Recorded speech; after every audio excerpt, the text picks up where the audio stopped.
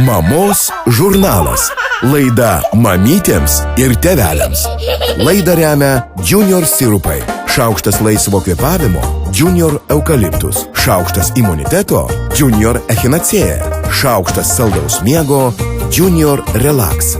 Junior sirupai. Natūralu, skanu, veiksminga. Junior sirupą ieškokite visose gintarinėse Norfos vaistinėse. Tęsime aktualią temą apie tinkamą pasiruošimą darželiui. Laida ruošiama kartu su mėnesiniu leidiniu Mamos žurnalas.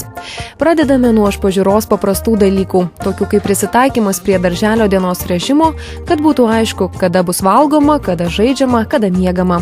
Svarbu kalbėti su vaiku apie darželį, pasakoti, kas ten vyks, ką naujo vaikas galės ten sužinoti ir pamatyti. Pavyzdžiui, žaisti su kitais vaikais, naujais žaisliukais, dainuoti kartu su vaikučiais, sportuoti. Galite retkarčiais nueiti pasivaikščioti prie darželio. Jei galima apžiūrėti teritoriją, išbandyti supynės ar smėlio dėžes.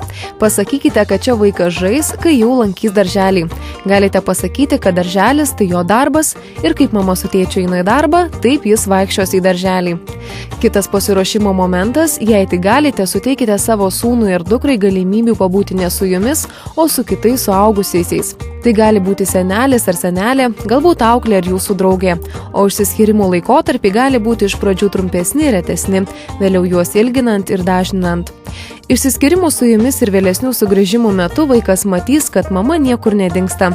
Ji, kaip ir buvo sakiusi, vėl ateina ir vėl galima būti kartu. Labai svarbu, kad išsiskirdami nepabėgtumėte, nebandytumėte pasislėpti, o vaikui aiškiai pasakytumėte, jog išeinate ir tai, kada planuojate sugrįžti. Tai reikėtų pasakyti vaikui suprantama kalba, grįšite po pietų miegelio arba po vakarienės. Žinoma, ir tokiu atveju galite neišvengti mažylio ašarų ir prašymo pasilikti neišeiti. Iš anksto numatykite keletą minučių, kurias skirtumėte apkabinimui, ramiam bet tvirtam pakartojimui, kad tikrai grįšite po tam tikro laiko ir tada turėtumėte išeiti. Net jei jums ir sunku patiems išsiskirti su vaiku, žinokite, kad jam bus dar sunkiau jūs paleisti, kai pajus, kad jūs patys abejojate ir dvejojate. Vaikui atsiras viltis, kad galima jūs įtikinti. Geriausia būtų atsisveikinimo momento netęsti labai ilgai, kad jis netaptų ypač skausmingas. Geriau tegul jūsų sugrįžimas būna džiaugsmingas ir ilgas. Pasisveikinkite, apsikabinkite, atneškite dovanėlę, pažadėkite ką nors smagaus kartu nuveikti. Eidami į darželį galite sugalvoti kokių nors malonių atsisveikinimo ritualų.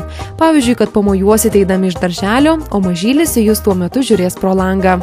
Galite palikti savo nuotrauką, kad vaikas galėtų ją nešiotis arba laikyti spintelėje ir kai labai pasilgs, pažiūrėti ją. Leiskite pasimti kokį nors žaisliuką, kuris primintų namus, arba net kokį nedidelį daikčiuką, tarkim ryte rastą kaštoną ar akmenuką. Duodami galite pasakyti, kad šis daiktelis primins, jog vakare jūs tikrai ateisite, nepaliksite jo darželyje, bet būtinai pasimsite namo. Nesvarbu, kad tai kartojate kiekvieną dieną. Vaikui tai išgirsti taip pat svarbu, kaip ir mums suaugusiems, kad sutuoktinis ar gyvenimo draugas vis dar mus myli. Beje, būtinai laikykite savo pažadų dėl laiko, kada ateisite pasimti.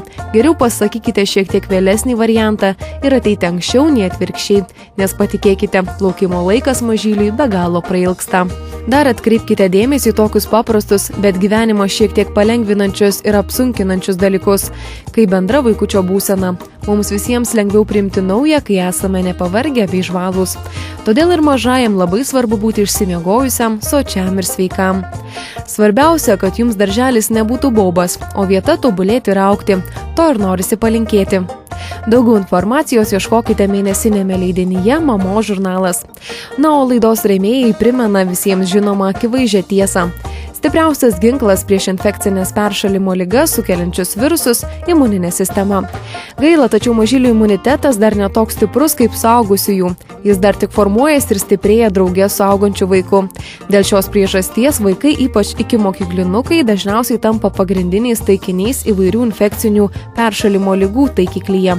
Būtina pasirūpinti natūraliu apsauginiu vaiko organizmo galių stiprinimu. Vertėtų prisiminti vaistinguosius augalus, palaikančius natūralų imunitetą, padedančius atsispirti ligos sukėlėjams, o susirgus greičiau pasveikti. Klasikinis imuninės sistemos veiklą palaikantis augalas – rausvažiedė ežiuolė, taip pat ir iš jos paruošti preparatai. Neseniai vaistinėse atsirado Tillman Junior echinacea sirupas, kurio sudėtyje rausvažiedžių ežiuolių šaknų hidroglicerinis ekstraktas. Rausvažiedė ežiuolė iš Šiaurės Amerikos kilęs daugiametis žolinis augalas, kurio veikliosios medžiagos palaiko imuninės sistemos veiklą. Veikliųjų rausvažiedės ežiuolės medžiagų visuma, esanti Tillman Jr. echinacea sirupo sudėtyje, palaiko natūralų imunitetą. Moksliškai įrodyta, kad vartojant ežiuolės preparatus, ligos simptomai yra daug lengvesni, o gydymo periodas sutrumpėja perpus. Tillman Jr. echinacea sirupą ieškokite visose gintarinėse, Norfos ir Litfarma vaistinėse. Laidą remia Junior sirupai. Šaukštas laisvo kvėpavimo Junior eukaliptus. Šaukštas imuniteto Junior echinacea. Šaukštas saldaus miego Junior relax. Junior sirupai. Natūralu, skanu, veiksminga. Junior sirupą ieškokite visose gintarinėse Norfos vaistinėse.